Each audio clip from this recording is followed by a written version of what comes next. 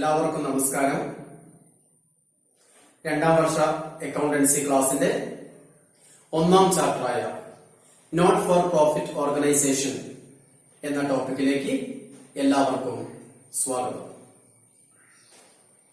കഴിഞ്ഞ ക്ലാസ്സിൽ നമ്മൾ നോട്ട് ഫോർ പ്രോഫിറ്റ് ഓർഗനൈസേഷൻ എങ്ങനെയാണ് റിസീപ്റ്റ്സ് ആൻഡ് പേയ്മെന്റ്സ് അക്കൗണ്ട് തയ്യാറാക്കുക എന്ന കാര്യമാണ് പഠിച്ചത്.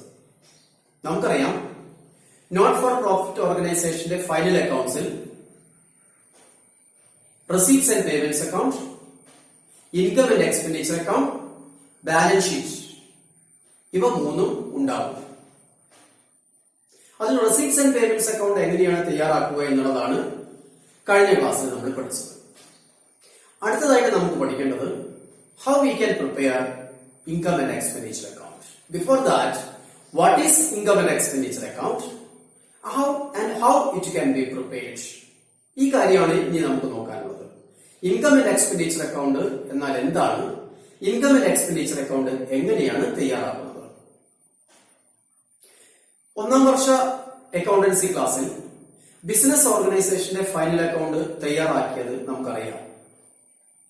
ബിസിനസ് ഓർഗനൈസേഷന്റെ ലക്ഷ്യം എന്ന് പറയുന്നത് പ്രോഫിറ്റ് മേക്കിംഗ് ആയിട്ടുകൊണ്ട് ഓരോ ഫിനാൻഷ്യൽ ഇയർ അവസാനിക്കുമ്പോഴും അവർ പ്രോഫിറ്റ് ആൻഡ് ലോസ് അക്കൗണ്ട് തയ്യാറാക്കിക്കൊണ്ട് ലാഭമാണോ നഷ്ടമാണോ ആ വർഷം ഉണ്ടായിട്ടുള്ളത് എന്ന് കണ്ടുപിടിക്കുന്നുണ്ട്. എന്നാൽ നോട്ട് ഫോർ പ്രോഫിറ്റ് ഓർഗനൈസേഷനെ സംബന്ധിച്ചിടത്തോളം അവരുടെ ലക്ഷ്യം എന്ന് പറയുന്നത് ലാഭസമ്പാദനമല്ല, പകരം service to members and public at large ആണ്. സമൂഹത്തിനും മെമ്പർമാർക്കും സേവനം ചെയ്യുക എന്നുള്ളതാണ് നോട്ട് ഫോർ പ്രോഫിറ്റ് ഓർഗനൈസേഷന്റെ ലക്ഷ്യം.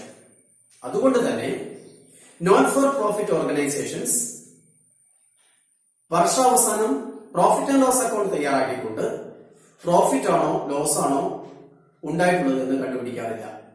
അതിന്റെ ആവശ്യം അവർക്കില്ല, കാരണം അവരുടെ ലക്ഷ്യം ലാഭസമ്പാദനമില്ല. പക്ഷെ നമുക്കറിയാം, ഒരു ബിസിനസ് ഓർഗനൈസേഷനെ പോലെ തന്നെ ഒരു നോട്ട് ഫോർ പ്രോഫിറ്റ് ഓർഗനൈസേഷൻസിനും ഇൻകംസും ഉണ്ടാവും, അതുപോലെ തന്നെ എക്സ്പെൻസും ഉണ്ടാവും. ഓരോ നോട്ട് ഫോർ പ്രോഫിറ്റ് ഓർഗനൈസേഷനും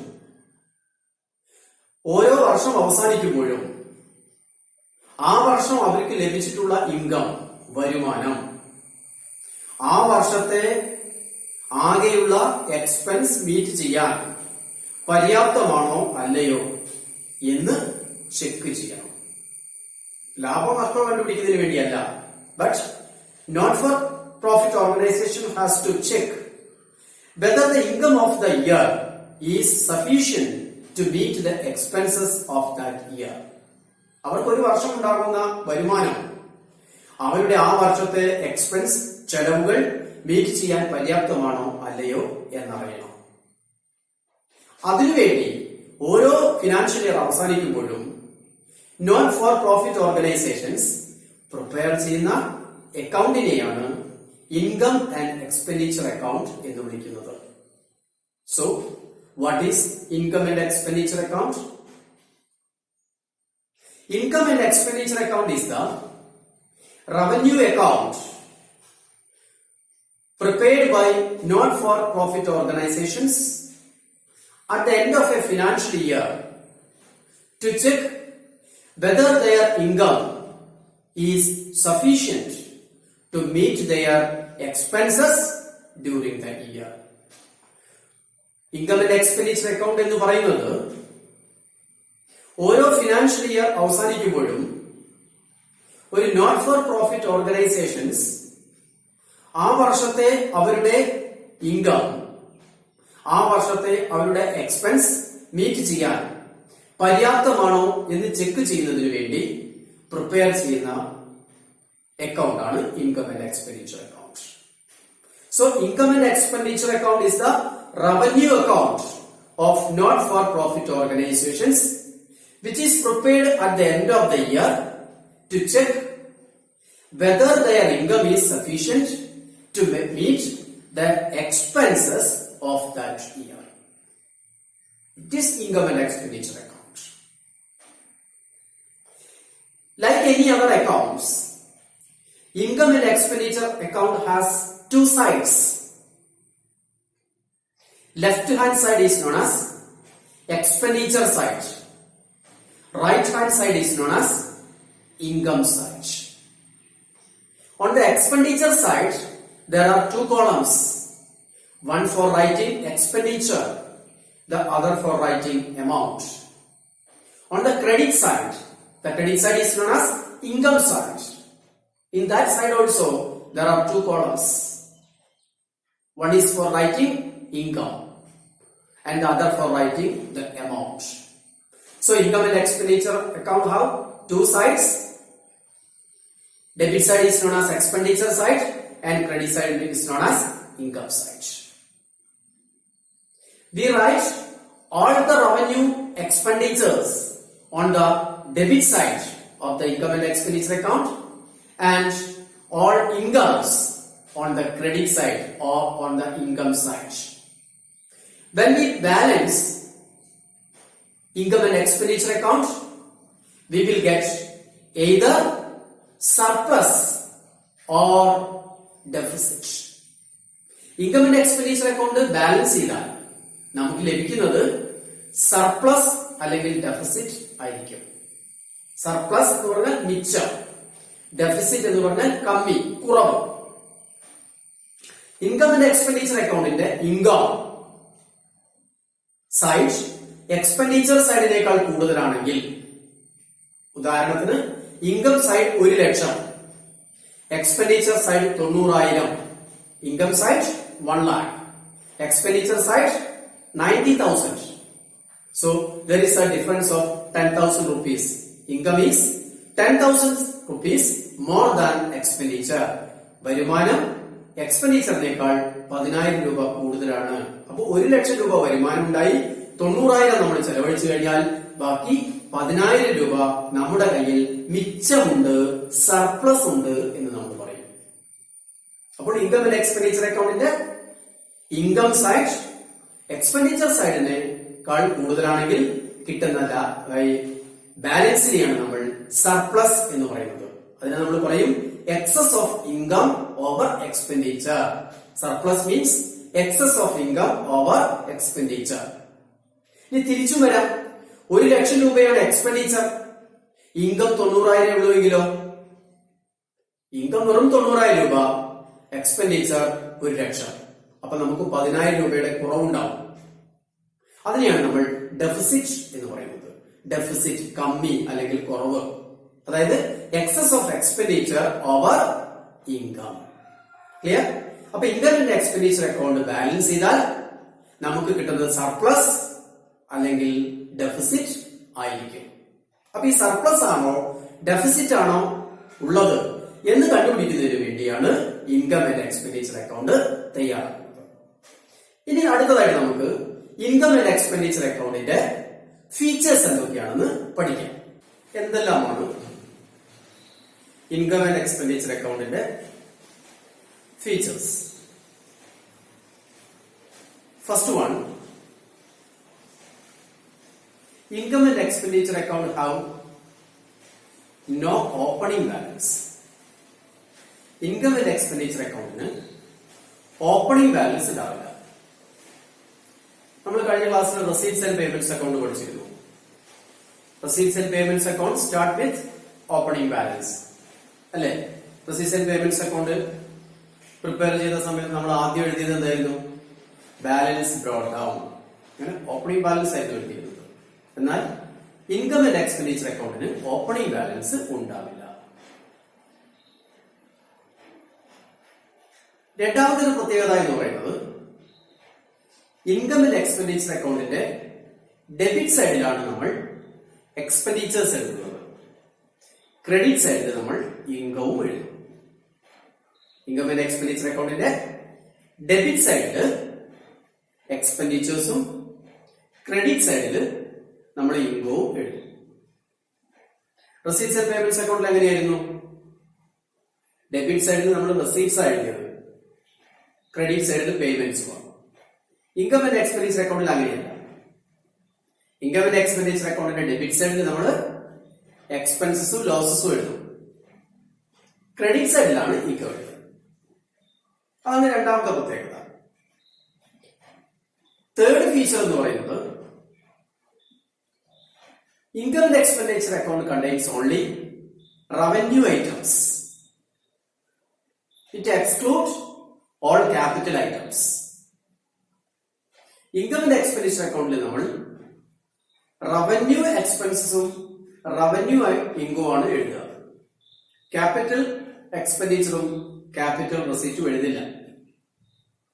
ഇൻകം ആൻഡ് എക്സ്പെൻഡിച്ചർ അക്കൗണ്ടിൽ നമ്മൾ എക്സ്പെൻസും അല്ലെങ്കിൽ പേയ്മെന്റും റിസീറ്റ്സും എൻ്റർ ചെയ്യുന്ന സമയത്ത് ക്യാപിറ്റൽ ഐറ്റം ആണോ റവന്യൂ ഐറ്റം ആണോ എന്ന് തരംതിരിക്കാതെ ക്യാപിറ്റൽ ഐറ്റവും റവന്യൂ ഐറ്റവും നമ്മൾ റിസീറ്റ്സ് ആൻഡ് പേയ്മെന്റ്സ് അക്കൗണ്ടിൽ എഴുതിയിരുന്നു. എന്നാൽ ഇൻകം ആൻഡ് എക്സ്പെൻഡിച്ചർ അക്കൗണ്ടിൽ നമ്മൾ റവന്യൂ ഐറ്റംസ് മാത്രമേ എഴുതൂ, ക്യാപിറ്റൽ ഐറ്റം എഴുതില്ല. എന്ന് പറഞ്ഞാൽ ഫർണിച്ചർ വാങ്ങിച്ചാൽ, ബിൽഡിംഗ് വാങ്ങിച്ചാൽ അതൊക്കെ ക്യാപിറ്റൽ എക്സ്പെൻഡിച്ചർ ആണ്. അത് നമ്മൾ എവിടെ എഴുതില്ല? ഇൻകം ആൻഡ് എക്സ്പെൻഡിച്ചർ അക്കൗണ്ടിൽ എഴുതില്ല. ക്ലിയർ? ഫോർത്ത് ഫീച്ചർ, നാലാമത്തെ ഫീച്ചർ എന്ന് പറയുന്നത് in the income and expenditure account we record the expenses and income relating to the current year only.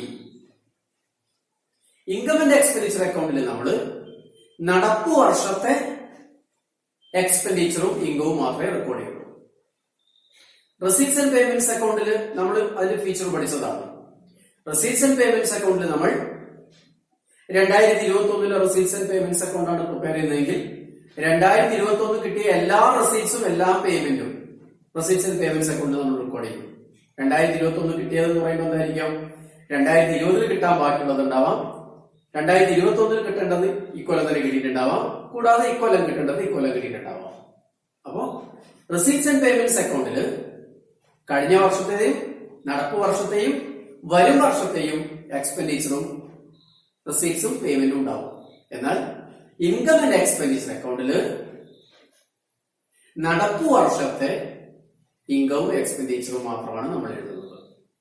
നടപ്പു വർഷത്തെ ഇൻകവും എക്സ്പെൻഡിച്ചർ എന്ന് പറയുന്നത് കൊടുത്തതും കൊടുക്കാൻ ബാക്കിയുള്ളതും, കിട്ടിയതും കിട്ടാൻ ബാക്കിയുള്ളതും.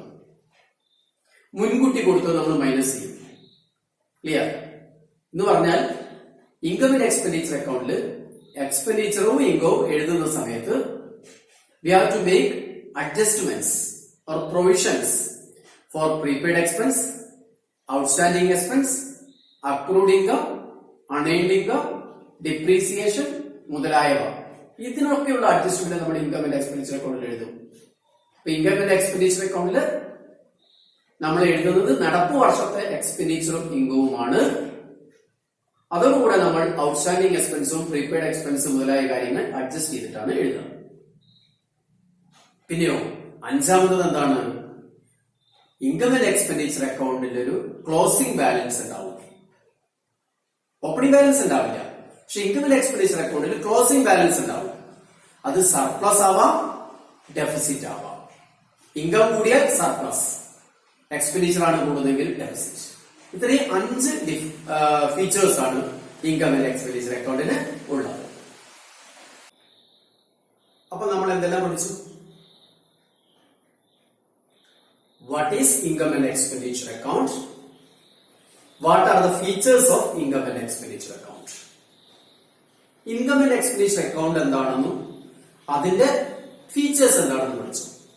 ഇനി നമുക്ക് income and expenditure account prepare ചെയ്യാൻ പഠിക്കണം. Income and expenditure account prepare ചെയ്യാനുള്ള ഇൻഫർമേഷൻ നമുക്ക് എവിടുന്ന ലഭിക്കുക? കഴിഞ്ഞ വർഷം ബിസിനസ് ഓർഗനൈസേഷന്റെ റവന്യൂ അക്കൗണ്ട് ആയ പ്രോഫിറ്റ് ആൻഡ് ലോസ് അക്കൗണ്ട് നമ്മൾ പ്രിപ്പയർ ചെയ്തിട്ടുണ്ടായിരുന്നല്ലോ. ആ profit and loss account prepare ചെയ്യാനുള്ള ഡാറ്റ നമുക്ക് എവിടുന്ന കിട്ടിയത്?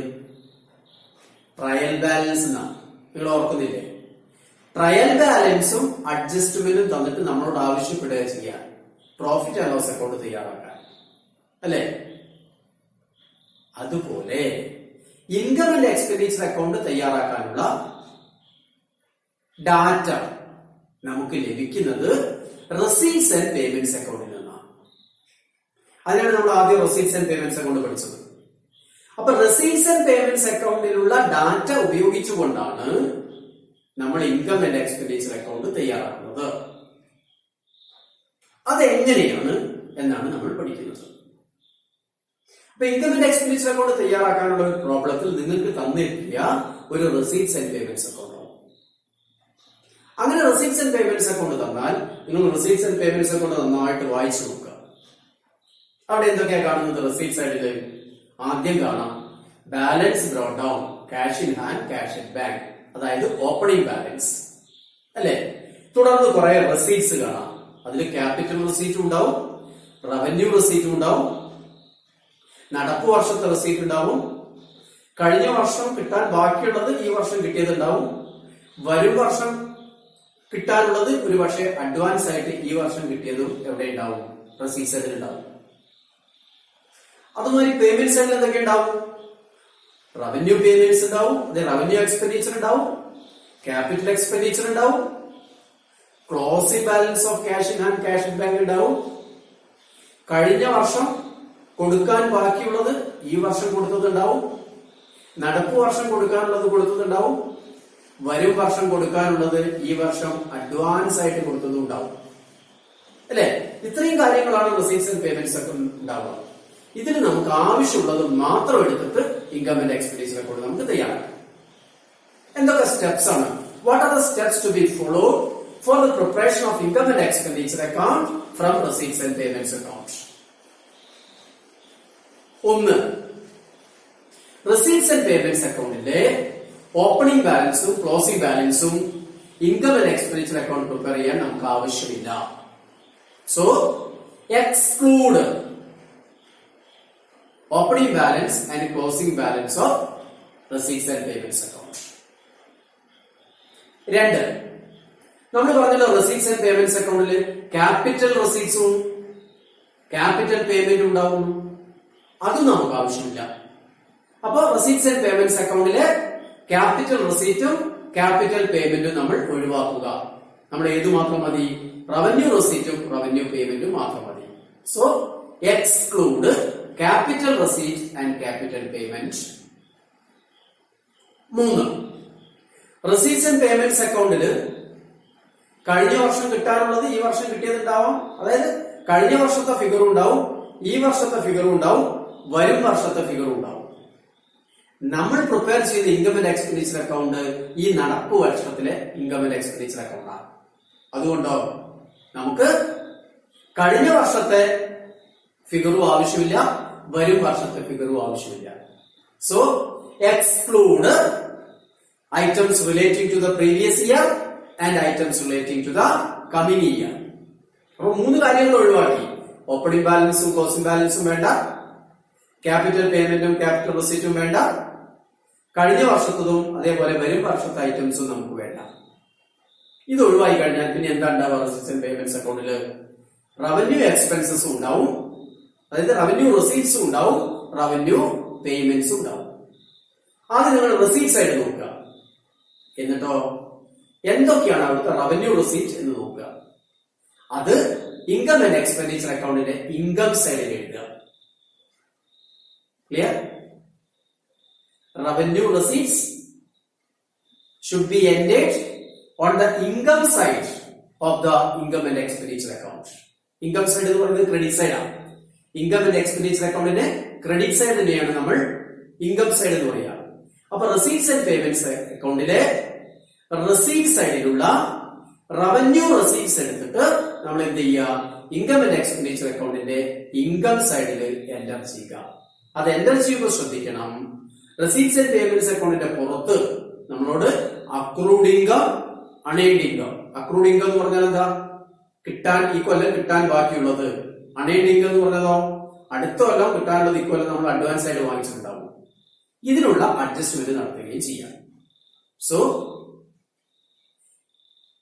Credit with the revenue receipt in the income and expenditure account. Income and expenditure അക്കൗണ്ടിൽ എന്ത് ചെയ്യാം? All incomes, all receipts should be entered on the income side of the income and expenditure account by making provisions for accrued income and unearned income. Okay, അപ്പൊ receipt side കഴിഞ്ഞു. ഇനി payment സൈഡിലേക്ക് വരിക. Payment സൈഡിൽ എന്തൊക്കെയാ ഉണ്ടാവുക? Closing balance ഉണ്ടാവും, നമ്മളത് ഒഴിവാക്കി. ക്യാപിറ്റൽ പേയ്മെന്റ് ഉണ്ടാവും, അത് നമ്മൾ ഒഴിവാക്കി. ഇനി അവിടെ ഉണ്ടാവും എന്താ? റവന്യൂ പേയ്മെന്റ്, അതായത് റവന്യൂ എക്സ്പെൻഡിച്ചർ. ആ revenue expenditure income and expenditure അക്കൗണ്ടിന്റെ ഡെബിറ്റ് സൈഡിൽ എഴുതുക. ഡെബിറ്റ് സൈഡിനെയാണ് നമ്മുടെ എക്സ്പെൻഡിച്ചർ സൈഡ് എന്ന് പറയുന്നത്. ഡെബിറ്റ് സൈഡിൽ എഴുതുക. അവിടെ എന്ത് ചെയ്യണം? ഔട്ട്സ്റ്റാൻഡിംഗ് എക്സ്പെൻസും പ്രീപെയ്ഡ് എക്സ്പെൻസും ഉണ്ടെങ്കിൽ അതിനുള്ള അഡ്ജസ്റ്റ്മെന്റ് കൂടെ നടത്തണം. പിന്നെ നമ്മൾ ചെയ്യേണ്ടത് എന്താ? റെസീറ്റ്സ് ആൻഡ് പേയ്മെന്റ്സ് അക്കൗണ്ടിൽ ഉൾപ്പെടാത്ത ഐറ്റം ഉണ്ടാവും. Depreciation, provision for bad and doubtful debts, ഇതൊക്കെ റെസീറ്റ്സ് ആൻഡ് പേയ്മെന്റ്സ് അക്കൗണ്ടിന് പുറമെ അഡ്ജസ്റ്റ്മെന്റ് തന്നിട്ടുണ്ടാവും. ഈ കാര്യങ്ങളൊക്കെ എക്സ്പെൻഡിച്ചർ സൈഡിൽ നമ്മൾ എൻട്രി ചെയ്യാം. ഡിപ്രീസിയേഷൻ എന്ന് പറഞ്ഞാൽ ഒരു ലോസ് ആണല്ലോ, അത് എക്സ്പെൻഡിച്ചർ സൈഡിൽ എഴുതുക. ബാഡ് ഡെറ്റ് എന്ന് പറഞ്ഞാൽ നമുക്കൊരു എക്സ്പെൻസ് ആണല്ലോ, അതും എന്ത് ചെയ്യാം? ഇൻകം ആൻഡ് എക്സ്പെൻഡിച്ചർ അക്കൗണ്ടിന്റെ എക്സ്പെൻഡിച്ചർ സൈഡിൽ എഴുതുക. ഇത്രയും എഴുതി കഴിഞ്ഞതിന് ശേഷം ഇൻകം ആൻഡ് എക്സ്പെൻഡിച്ചർ അക്കൗണ്ട് നമ്മൾ ബാലൻസ് ചെയ്യുക. ബാലൻസ് ചെയ്യുമ്പോൾ ഇൻകം സൈഡാണ് കൂടുതലെങ്കിൽ കിട്ടുന്ന ബാലൻസിനെ നമ്മൾ സർപ്ലസ് അല്ലെങ്കിൽ excess of income over expenditure എന്ന് പറയും. എന്നാൽ ഡെബിറ്റ് സൈഡ്, അതായത് എക്സ്പെൻഡിച്ചർ സൈഡാണ് കൂടുതലുള്ളതെങ്കിലോ നമുക്ക് ഡെഫിസിറ്റ് ഉണ്ടാവുക.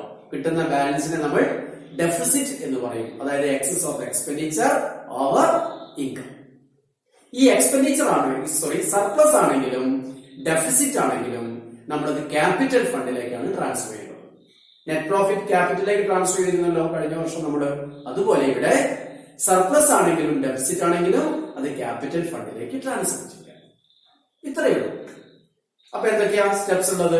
Receipts and payments account prepare ചെയ്യുന്ന റെസീറ്റ്സ് ആൻഡ് പേയ്മെന്റ്സ് അക്കൗണ്ടിൽ നിന്ന് income and expenditure account prepare ചെയ്യാനുള്ള സ്റ്റെപ്സ് ഒന്ന് ഓർത്ത് നോക്കിയേ.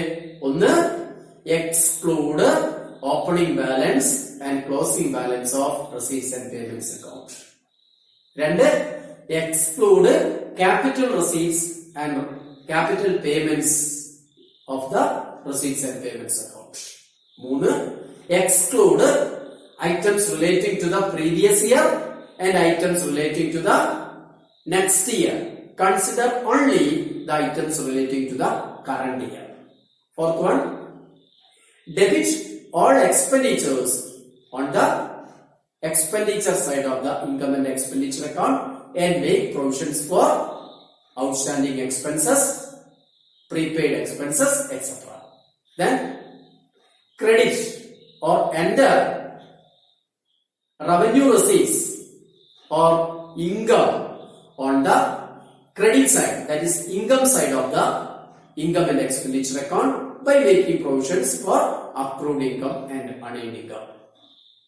Then fifth one, next one, sixth one, make entry for depreciation, provision for doubtful debts, etc., which are given outside the receipts and payments account. Lastly, balance income and expenditure account. You will get either surplus or deficit. If the income side is small, the result is surplus. If the expenditure side of the income and expenditure account is small, then the result is deficit. Surplus ആണെങ്കിലും deficit ആണെങ്കിലും transfer them to the capital fund. Clear? ഇങ്ങനെയാണ് നമ്മൾ എന്ത് ചെയ്യേണ്ടത്? Receipts and payments account തന്നാൽ income and expenditure account തയ്യാറാക്കേണ്ടത്. Okay, clear? പിന്നെ നമ്മൾ എന്തൊക്കെ പഠിച്ചു? What is income and expenditure account? What are the features of income and expenditure account? What are the steps necessary for the preparation of income and expenditure account from receipts and payments account? എങ്ങനെയാണ് income and expenditure account prepare ചെയ്യുക എന്നുള്ള problem അടുത്ത class മുതൽ നമുക്ക് ചെയ്യാം.